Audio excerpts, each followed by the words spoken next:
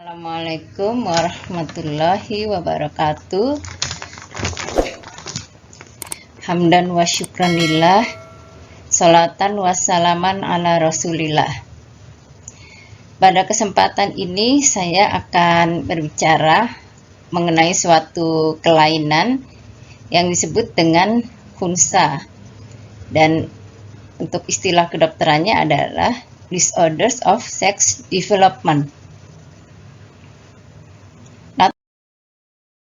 Belakang saya membicarakan masalah ini karena saya melihat bahwa ternyata ada beberapa hadis-hadis yang menyebutkan tentang kata khunsa ini, seperti misalnya hadis riwayat Ibnu Abbas yang mengatakan, berilah warisan menurut kelamin mana ia pertama buang air kecil.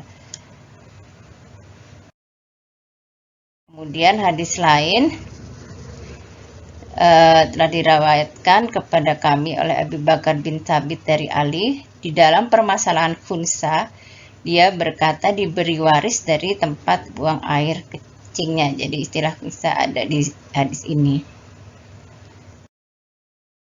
Kemudian juga dalam ilmu fikih di mazhab Syafi'i dan Hambali, itu juga saya pernah mendengar mengenai cara untuk mensucikan suatu tempat ya yang bekas air kencing dari anak-anak ya, dan di situ sebutkan tentang anak khunsa, yaitu apa saja yang terkena najis dari air kencing ataupun muntah anak laki-laki yang belum memakan makanan apapun sebelum umurnya mencapai 2 tahun selain susu saja, maka untuk membersihkannya adalah dengan cara memercikkan air ke tempat tersebut. Namun apabila tempat yang terkena air kencing anak-anak, tempat yang terkena air kencing tersebut adalah air kencing dari anak perempuan atau anak khunsa, maka harus dibasuh dengan mengalirkan air ke tempat tersebut. Jadi di sini disebutkan ada 3 jenis kelamin, yaitu anak laki-laki, anak perempuan, dan anak khunsa. Kemudian apa itu khunsa? Dari secara bahasa Arab, khunsa itu adalah artinya orang yang memiliki alat kelamin ganda. Sedangkan menurut kamus fikih, khunsa itu adalah orang yang memiliki 2 alat kelamin, sehingga sulit diketahui dengan mudah apakah ia laki-laki atau perempuan. Nah, ternyata dalam ilmu fikih sendiri itu terdapat 2 jenis khunsa, yaitu yang pertama khunsa muskil, yaitu yang sulit ditentukan indikasi jenis kelaminnya. Sedangkan khunsa ghairu muskil, yaitu khunsa yang lebih cenderung ke salah satu jenis, baik laki-laki atau perempuan, sehingga tidak sulit untuk ditentukan jenis kelaminnya. Kemudian untuk memahami khunsa sendiri, mungkin kita harus melihat kepada bagaimana perkembangan jenis kelamin selama masa embrio. Jadi ini suatu ilmu biologi ya. Di tubuh manusia itu terdiri dari jutaan sel ya, dan di dalam setiap sel tersebut terdapat yang namanya inti dari sel tersebut. Inti sel tersebut mengandung kromosom ya, seperti ini kromosom bentuknya, dan kromosom itu merupakan gabungan dari jutaan DNA ya, yang DNA ini bentuknya spiral ya, spiral tapi ganda, jadi kita sebut dengan double helix. DNA ini akan melekuk, melipat-lipat, membentuk kromosom.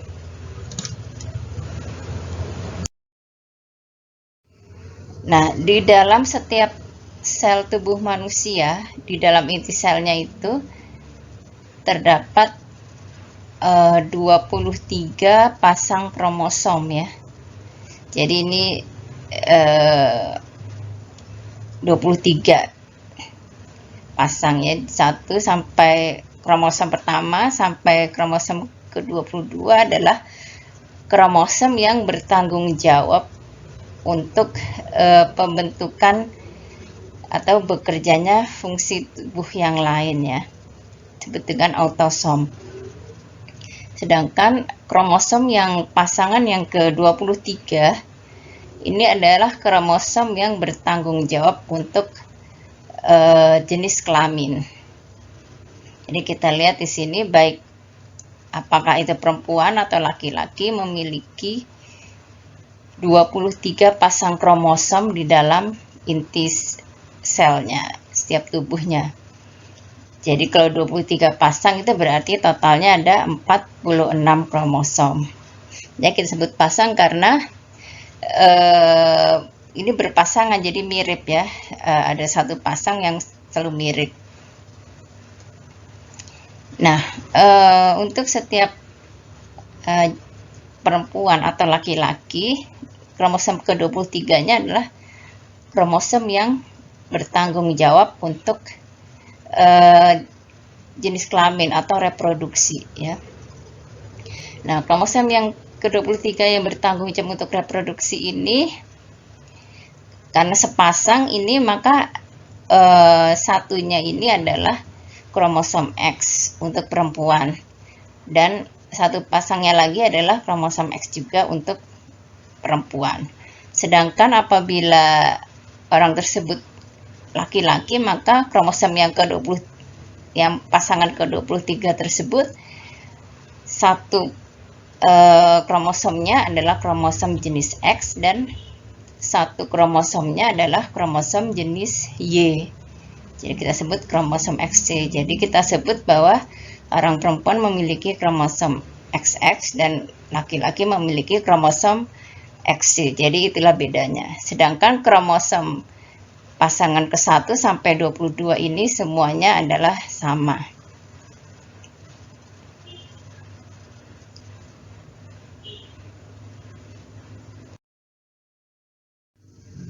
Nah, ini kita lihat ya.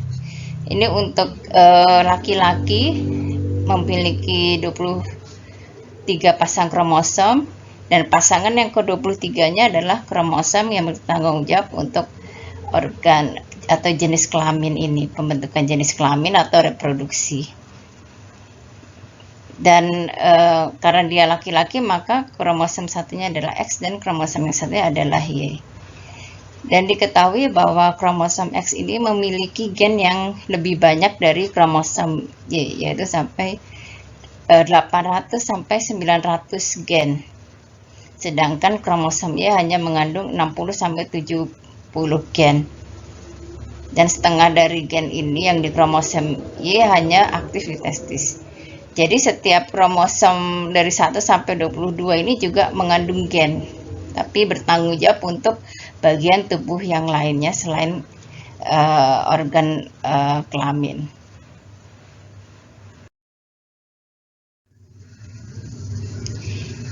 Ini mengapa terjadi seseorang bayi itu menjadi perempuan atau laki-laki?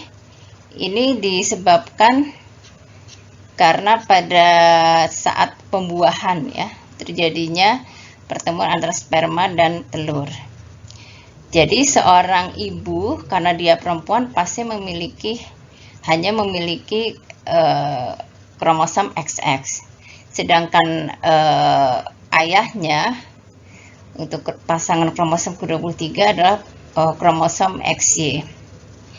Nah, pada saat pembuahan ini nanti janinnya itu bisa mendapatkan bisa ada pilihan apakah dia akan mendapatkan kromosom X yang dari ayahnya atau dari sperma ayahnya, apakah dia akan kebagian atau mendapatkan jenis kromosom Y dari ayahnya, sedangkan dari ibunya sudah pasti mendapatkan kromosom X. Jadi apabila janin atau embrio tersebut ternyata mendapatkan kromosom yang pasangan yang X dari ayahnya, maka bayi atau embrio tersebut akan menjadi bayi perempuan. Sedangkan apabila embrio tersebut mendapatkan kromosom yang jenis Y dari ayahnya, maka bayi tersebut akan menjadi bayi laki-laki atau embrio laki-laki, seperti itu ya. Jadi kalau dia sperma itu adalah sperma yang hanya mengandung kromosom X, maka apabila bertemu dengan sel telur ibu yang mengandung kromosom, sudah pasti mengandung kromosomnya X juga, maka bayi tersebut akan menjadi perempuan. Sedangkan apabila sperma ayah tersebut adalah sperma yang hanya mengandung kromosom Y, maka bayi tersebut akan menjadi laki-laki. Jadi khusus untuk sel-sel tubuh yang lainnya pasti mengandung 23 pasang kromosom ya. Namun khusus untuk sel-sel telur atau sel-sel sperma itu hanya mengandung 23 kromosom, bukan 23 pasang. Jadi hanya tidak punya pasangan. Jadi sel telur itu hanya mengandung 23 kromosom, sedangkan sel tubuh mengandung 46 kromosom. Begitu juga dengan sperma, itu hanya mengandung 23 kromosom, sedangkan sel tubuh yang lainnya mengandung 46 kromosom. Sehingga akibatnya sperma yang hanya mengandung 23 kromosom tersebut itu jenisnya bisa sperma yang mengandung kromosom seks X atau sperma yang mengandung kromosom seks Y. Jadi apabila kebetulan bayinya itu mendapatkan sperma yang berjenis kromosom Y, maka bayi itu atau janin itu akan menjadi janin laki-laki.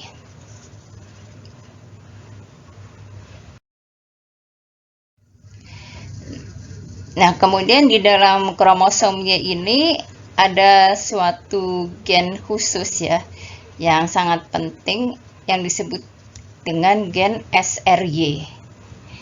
Gen SRY ini diketahui bahwa ini merupakan gen penentu jenis kelamin ya.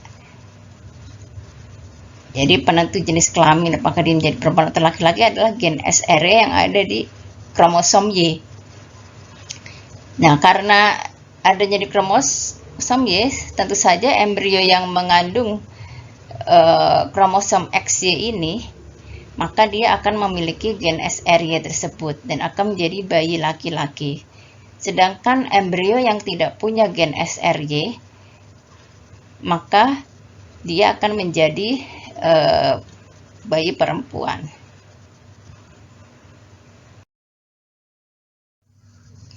Nah, kemudian bagaimana terbentuknya organ kelamin selama masa pembentukan embrio tersebut?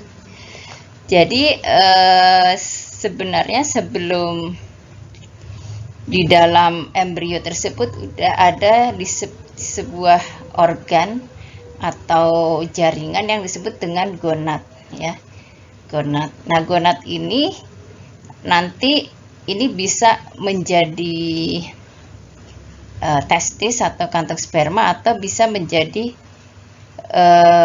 ovarium atau indung telur. Jadi tergantung gen SRY-nya ada atau tidak, atau kromosomnya Y atau X tadi. Nah, kemudian setelah beberapa minggu, maka apabila embrio tersebut mengandung gen SRY, maka gonad ini akan berubah menjadi testis atau kantung sperma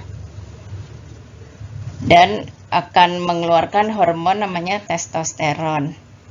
Nah, akibatnya adanya gen SRY dan testosteron ini akan menghilangkan ductus Mulleri yang merupakan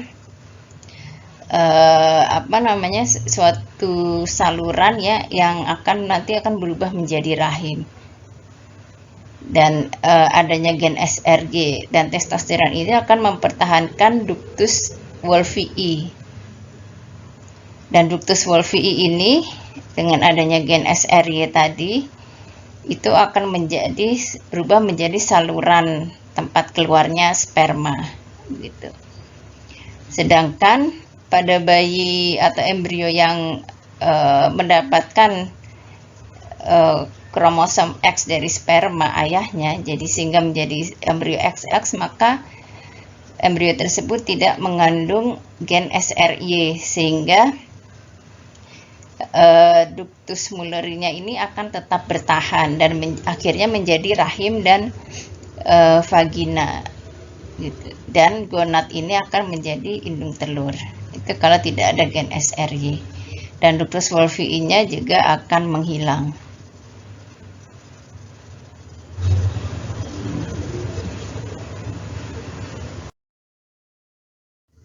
Jadi kalau janin tersebut laki-laki, yang kalau sudah jadi janin karena dia gabungan dari sel telur yang punya 23 kromosom dan sel sperma yang punya 23 kromosom, maka embrio tersebut akhirnya mempunyai 46 kromosom. Dengan kromosom pasangan ke-23-nya itu adalah kromosom X ya.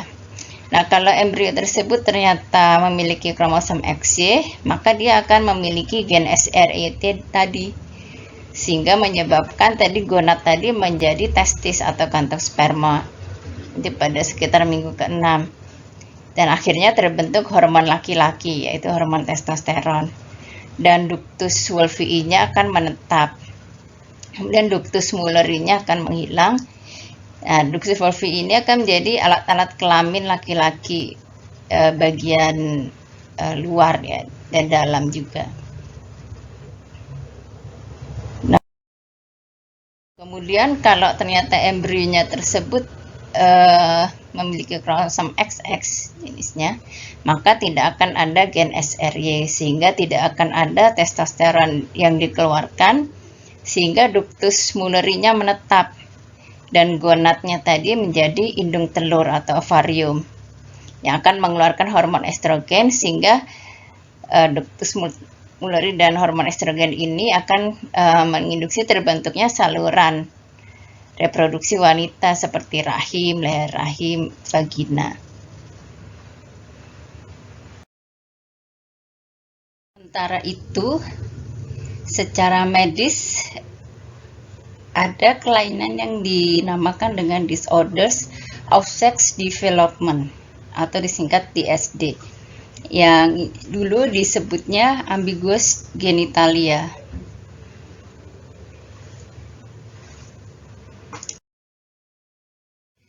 Jadi disorders of sex development ini dulu sering disebut dengan ambigu genitalia atau kerancuan jenis kelamin, atau disebut juga dengan kelamin ganda.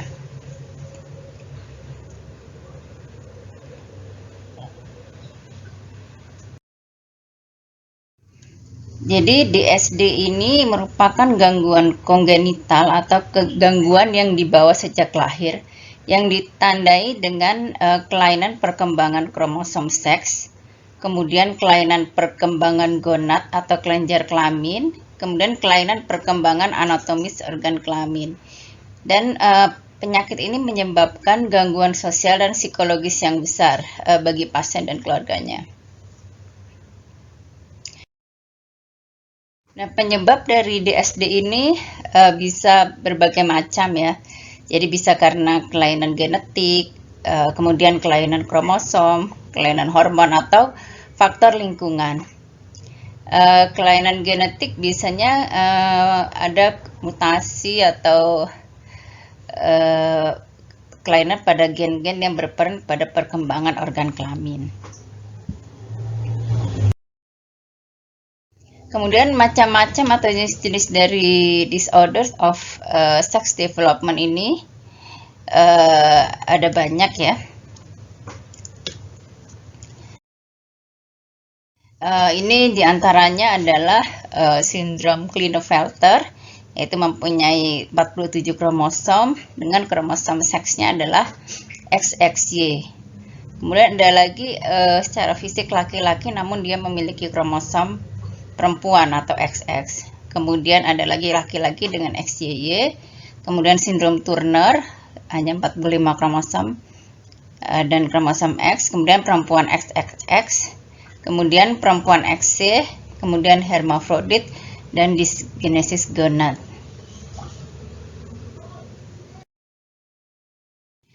Nah, apa ini sindrom Klinefelter? Sindrom Klinefelter ini orang yang memiliki 47 kromosomnya. Jadi ada 47, ini karena kromosom seksnya ini triple ya, yaitu XXY. Orang ini secara fisik laki-laki, namun kantung spermanya mengecil dan terjadi gangguan pembentukan sperma sehingga orang ini akan infertil. Kemudian penisnya juga kecil, kemudian kurang rambut pada wajah dan area genitalia, dan pada saat bayi biasanya mengalami hipospadia. Kemudian orang ini biasanya mengalami keterlambatan bicara dan sulit belajar, dan payudaranya membesar, dan hormon testosteron atau hormon laki-lakinya ini menurun. Kemudian ada lagi laki-laki tapi dia memiliki kromosom seksualnya XX. Jadi ini bisa ada 3 ya. Jadi dia bisa, mungkin secara fisik dia laki-laki normal. Kemudian ada juga laki-laki tapi organ kelaminnya tidak jelas, jadi ambigu. Atau bisa juga hermafrodit, yang benar-benar hermafrodit, jadi jelas dia punya organ kelamin laki-laki juga, dan dia juga punya organ kelamin perempuan atau alat reproduksi laki-laki dan perempuan.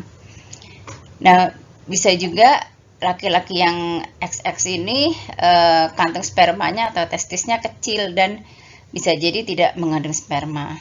Dan kadang-kadang payudaranya membesar, kemudian tubuhnya pendek, dan bisa juga kantung sperma tidak bisa turun dan bisa juga mengalami hipospadia. Kemudian bisa juga hormon testosteronnya menurun. Kemudian ada yang punya gen SRY di kromosom X-nya, jadi bukan di kromosom XY-nya, tapi di kromosom X itu bisa aja, itu namanya ada kesalahan pembelahan kromosom ya. Ada juga yang tidak. Kemudian ada lagi laki-laki yang punya 46 kromosom tapi kromosom seksnya ini triple juga. Nah, triplenya ini adalah 1 kromosom X dan 2 kromosom Y. Nah, ini disebut juga dengan sindrom Jacob, dan beberapa orang nih lebih tinggi dari rata-rata. Dan biasanya ada masalah bicara. Kemudian saat bayi dan anak nih biasanya terlambat berjalan dan bicara serta sulit belajar. Dan saat dewasa biasanya mengalami penurunan jumlah sperma dan mengalami infertilitas. Dan seringkali orang ini tidak terdiagnosis ya.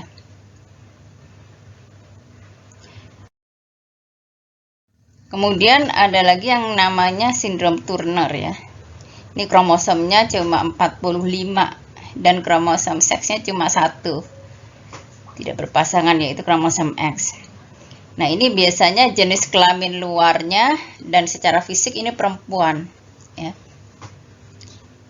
Kemudian kemungkinan ini rahim, telur, indung telurnya tidak berkembang. Namun ada juga yang tetap berkembang, dan kalau tidak berkembang maka orang ini akan tidak subur atau infertil. Dan pada beberapa kasus dia tidak mengalami menstruasi. Kemudian badannya pendek, kecerdasannya normal, dan hormon estrogennya bisa rendah. Dan ada juga 2 jenis, ada yang semua selnya hanya 1 kromosom X-nya, ada yang mosaik, jadi ada yang selnya memiliki 1 kromosom X, ada juga yang normal kromosom X-nya ada 2. Nah, ini ya gambarannya kalau dia kehilangan 1 kromosom X ya, jadi kromosom X-nya tidak berpasangan, hanya 1 begitu ya. Kemudian perempuan kromosomnya ada 47 dan kromosom seksnya ada triple ya, triple X. Nah, secara fisik dia perempuan namun lebih tinggi dari perempuan rata-rata, reproduksinya normal dan dapat memiliki anak. Dan biasanya mengalami gangguan belajar dan perkembangan bicaranya akan terlambat. Kemudian ada juga perempuan yang XY. Jadi meskipun perempuan tapi kromosomnya seperti kromosom laki-laki ya. Nah, ini bisa jadi ada yang saat lahir jenis kelaminnya jadi tidak jelas laki-laki atau perempuan. Dan orang tuanya sering salah membesarkan sehingga sering dibesarkan sebagai perempuan. Tapi ada juga yang memiliki organ luar kelamin perempuan normal. Dan biasanya orang ini tidak mengalami menstruasi atau pubertasnya terlambat. Nah, penyebabnya biasanya karena kelainan genetik dan lingkungan. Dan ini orang ini bisa mengalami pembentukan atau sintesis hormon testosteron yang normal dan beberapa kali ditemukan pada atlet perempuan ya. Kemudian ada lagi yang jenisnya hermafrodit. Nah, hermafrodit ini secara fisik bisa perempuan, bisa laki-laki. Dan kromosomnya ini bisa kromosom hanya jenisnya kromosom perempuan atau kromosom laki-laki. Dan dia kemungkinan memiliki indung telur atau ovarium dan kantung sperma atau testis ya. Jadi punya dua-duanya.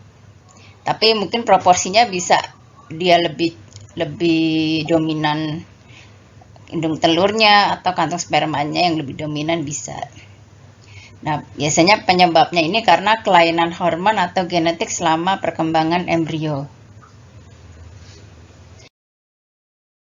Kemudian ada lagi yang namanya dysgenesis gonad dengan kromosomnya laki-laki 46XY. Jadi dia kelainan atau kesalahan pembentukan gonad.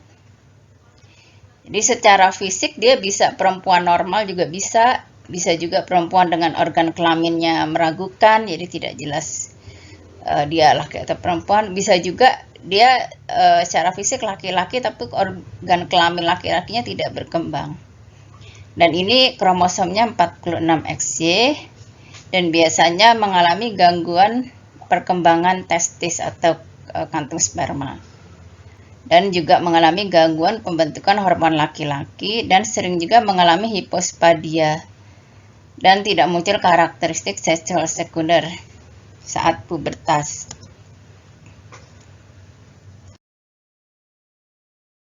Nah, kemudian karena tadi sering disebut hipospadia, maka saya akan menjelaskan apa itu hipospadia.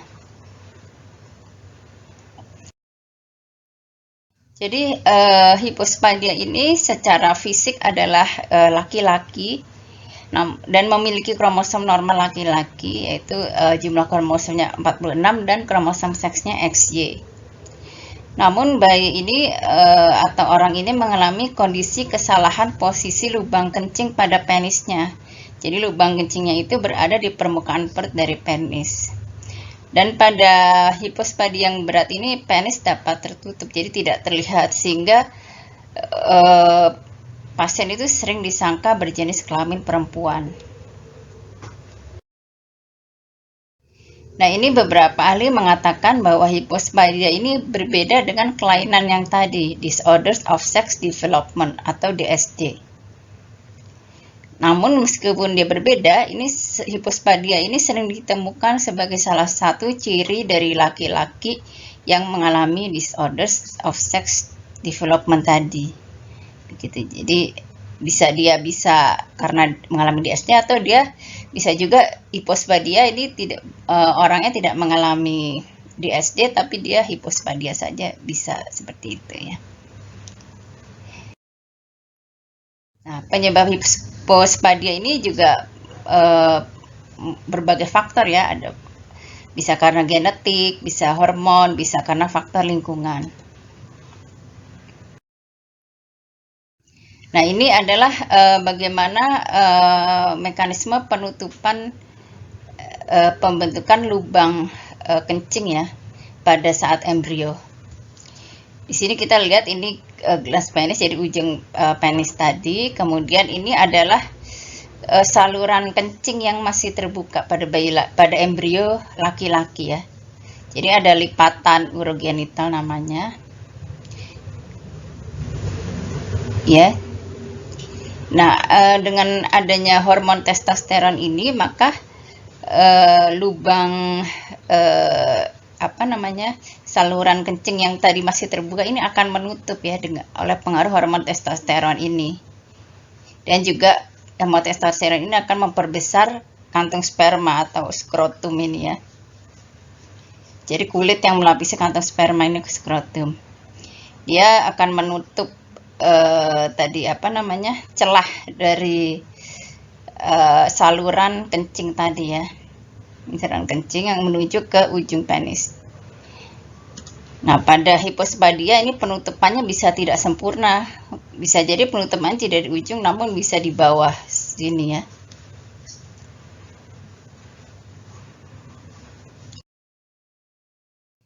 Jadi mekanismenya bisa karena kelainan genetik atau hormonal saat embrio atau kelainan lain. Ini menyebabkan penutupan saluran uretra atau saluran kencing tadi itu tidak sempurna pada saat embrio, sehingga mengakibatkan hipospadia.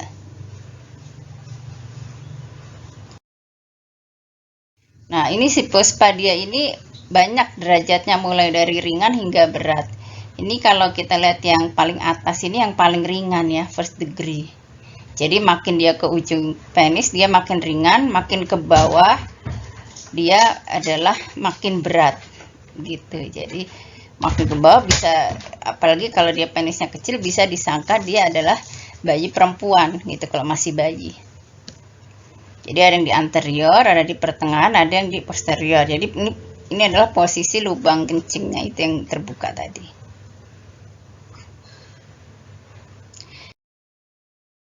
Nah, bagaimana penanganan tadi kelainan disorders of sex development tadi? Jadi ini apabila menemukan bayi yang misalnya bidan atau perawat atau dokter ya, melahirkan bayi, kemudian jenis kelaminnya ini meragukan apakah dia perempuan atau laki, itu sebaiknya tidak menebak-nebak ini perempuan atau laki, dan juga sebaiknya orang tuanya juga jangan memutuskan sendiri ini laki atau perempuan. Jadi perlu penanganan segera. Jadi perlu penanganan segera saat bayi, apalagi harus dia baru lahir ya. Jadi perlu penanganan suatu tim ya. Jadi bisa ada tim ahli bedah, ahli endokrin atau ahli hormon, kemudian psikiater, psikolog, dokter kandungan, dokter genetika, dan perawat.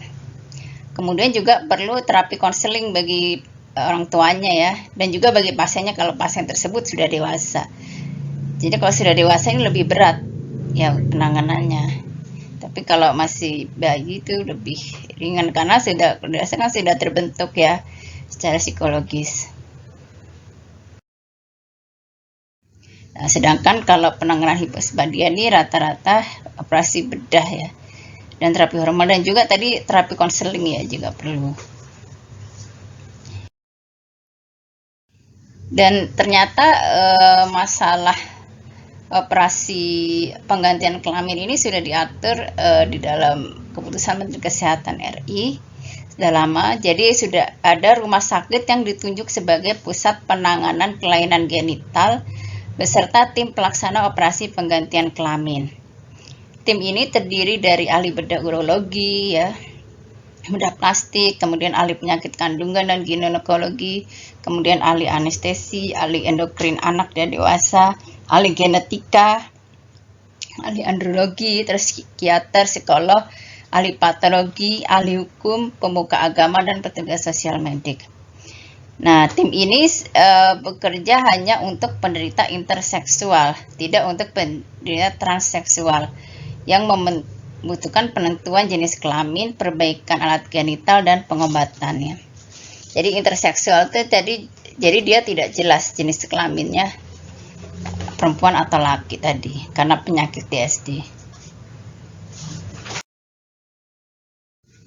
Dan setelah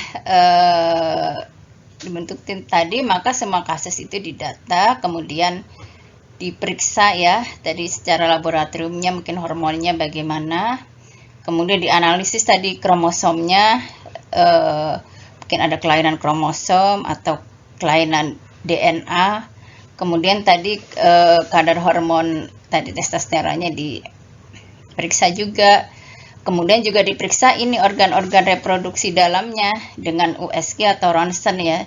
Jadi kita lihat selain organ luarnya juga organ dalamnya, apakah bisa ditemukan rahim atau ditemukan apa namanya tadi kantung sperma atau indung telur atau tidak gitu. Nah, itu juga mendukung ke arah penentuan jenis kelamin tadi. Kemudian setelah itu juga harus ada pertemuan rutin antara seluruh anggota tim dengan penderita apabila penderitanya sudah dewasa ya, yang sudah dilakukan pemeriksaan tadi. Jadi penderitanya juga diajak untuk diskusi dalam sebelum dia melakukan tindakan operasi tadi. Ya, jadi juga dilakukan konseling kepada penderita tadi yang sebelum dilakukan operasi penggantian kelamin tadi, karena ini kan masalah psikologis yang sangat berat ya, melibatkan pasien dan anggota keluarga karena sudah terbentuk stigma, bukan stigma aja, sudah terbentuk mungkin karakter dia perempuan atau laki tersebut. Nah, kemudian bagaimana dengan legalitas jenis kelamin ya, maksudnya penggantian jenis kelamin ini. Jadi sebenarnya kalau di MUI sendiri ada fatwa ya, mungkin ini kalau fatwa ini dia ahli fikih ya, ini ranahnya ahli fikih. Jadi ini hanya fatwa ya, mungkin tidak sampai ke hukum. Jadi menurut MUI ini dibolehkan ya untuk melakukan operasi penyempurnaan alat kelamin bagi yang mengalami penyakit atau abnormal dari lahir. Jadi dibolehkan. Jadi misalnya dia mengalami tadi disorders of sex development tadi, kemudian tidak jelas di laki atau perempuan, kemudian setelah dilakukan dari pemeriksaan lab, pemeriksaan ronsen, dan pemeriksaan fisik lainnya, ternyata para tim ahli tadi yang terdiri dari banyak pihak, dokter, pemuka agama, kemudian psikolog, psikiater itu menentukan bahwa ini orang cenderung untuk ke arah misalnya laki-laki atau cenderung ke arah perempuan, maka ini boleh karena dia memang mengalami kelainan secara medis tadi berdasarkan tim ahli. Namun operasi perubahan atau penyempurnaan alat kelamin ini diharamkan oleh MUI bagi orang yang hanya merasa secara kejiwaan saja, jadi tidak ada kelainan tadi yang diputuskan oleh tim medis tadi, tidak sesuai dengan alat kelamin yang dimiliki seperti itu ya.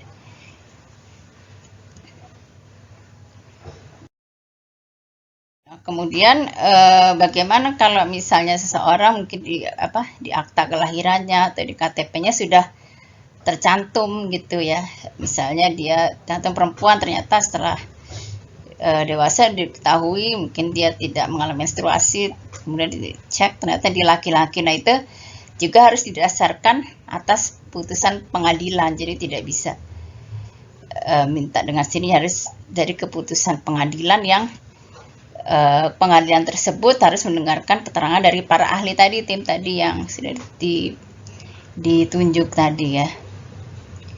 Dan WNI yang ingin melakukan permohonan penggantian kelamin ya dari di akte kelahiran atau mungkin KTP atau sebagainya, itu harus membawa surat keterangan dari rumah sakit.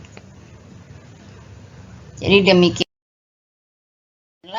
penjelasan singkat saya ya, ini semua saya ambil dari saya sarikan dari berbagai sumber ya. Ya, terima kasih. Semoga bermanfaat. Wallahul muwafiq ila aqwamit thoriq. Assalamualaikum warahmatullahi wabarakatuh.